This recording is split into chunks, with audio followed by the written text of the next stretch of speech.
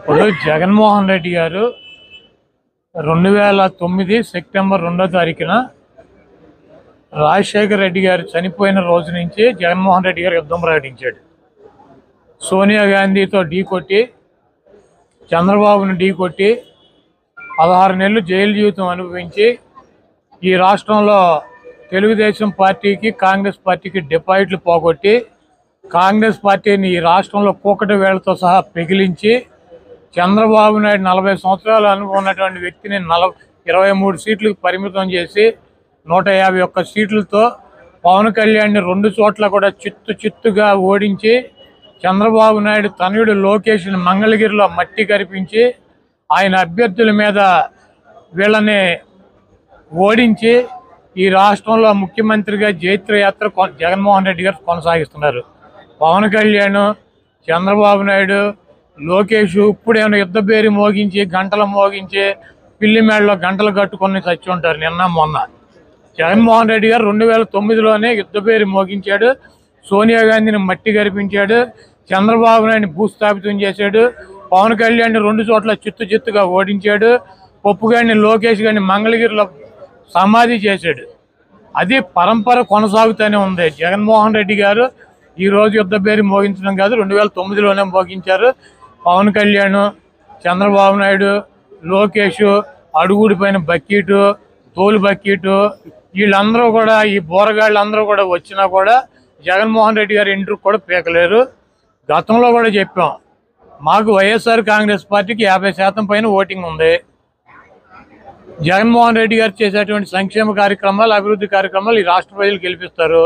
మిగిలినట్టు 50% బీజేపీకి 1%, కాంగ్రెస్కి 1%, పవన్ కళ్యాణ్కి 3%, చంద్రబాబుకి 40% ఇట్లా ఉంటాయి. వీళ్ళందరూ కలిసినా కూడా ఓటేమి ట్రాన్స్ఫర్ అయ్యేటువంటి పరిస్థితి ఉండదు. చంద్రబాబు నాయుడు విచిత్రంగా మాడుతూ ఉంటాడు. ఒక 420 నా కొడుకు అనమాటాడు చంద్రబాబు గారు అంటేనే ఆడు 420 గాడు. ఎందుకంటే జగన్మోహన్ రెడ్డి గారు అభ్యర్థులను మారుస్తున్నాడంట. ఎంఆర్ఓలకు ట్రాన్స్ఫర్లు ఉంటాయి, అధికారులకు ట్రాన్స్ఫర్లు ఉంటాయి, ఎమ్మెల్యేలకు కూడా ట్రాన్స్ఫర్లు ఉంటాయి అంటాడు.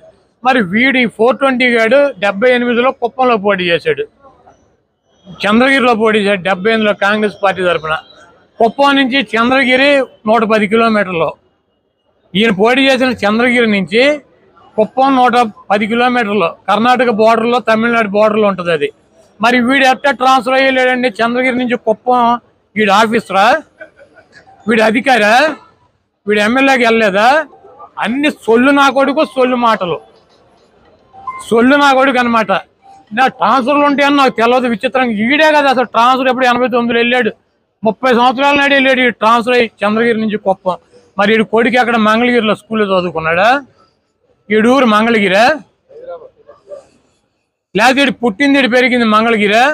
మరి ఈడేటో వచ్చాడు పప్పు నా కొడుకు మంగళగిరి పోటీ చేయటానికి ట్రాన్స్ఫర్ అయ్యి రాలేదా? హైదరాబాద్లో చేయొచ్చుగా, లేకపోతే ఆడి బాబు చంద్రగిరిలో చేయొచ్చుగా. మరి పవన్ కళ్యాణ్ భీమవరంలో పుట్టి గోళీలు ఆడాడా, లేదా గాజువాకలో సంక్రాంతాడా? వీళ్ళు అసలు బాబు, కొడుకు, పార్ట్నర్, దత్తపుత్రుడు అందరూ కూడా వలస వెళ్ళి అక్కడెక్కడ పోటీ చేసేవాళ్ళే. వీళ్ళకంట ట్రాన్స్ఫర్లు ఉంటాయని తెలియదంట. ఓరిడి అమ్మ చంద్రబాబు నటన చూస్తే మామూలుగా ఇంటి వారాలు సిగ్గుపడతాడు. ఆయనే చెప్పాడు, నా అల్లుడు పెద్ద నటుడు, దొంగ నా కొడుకు అని చెప్పి. కాబట్టి ఈ ట్రాన్స్ఫర్లు ఇవన్నీ పిట్ట కథలు, ఇవన్నీ చంద్రబాబు నాయుడు చెప్పినా కూడా నడవదు. చంద్రబాబు నాయుడు, పవన్ కళ్యాణ్, లోకేష్ నిన్న మొన్న యుద్ధం ప్రకటించారు. జగన్మోహన్ రెడ్డి గారు ఆల్రెడీ యుద్ధం ప్రకటించి 12 ఏళ్ళు అయింది. సోనియా గాంధీని మట్టి కరిపించాడు, చంద్రబాబు నాయుడిని పాపరం చేశాడు, పవన్ కళ్యాణ్ కనీసం ఎమ్మెల్యే కూడా జరగకుండా చూశాడు. ఈరోజు చంద్రబాబు నాయుడు, పవన్ కళ్యాణ్, లోకేష్ మేము ఎమ్మెల్యేలకు గెలిస్తే చాలు, ప్రతిపక్షం వస్తే చాలు అని వాళ్ళు యుద్ధం చేస్తున్నారు. వాళ్ళు జగన్మోహన్ రెడ్డి గారితో యుద్ధం చేసేది ఏంటి?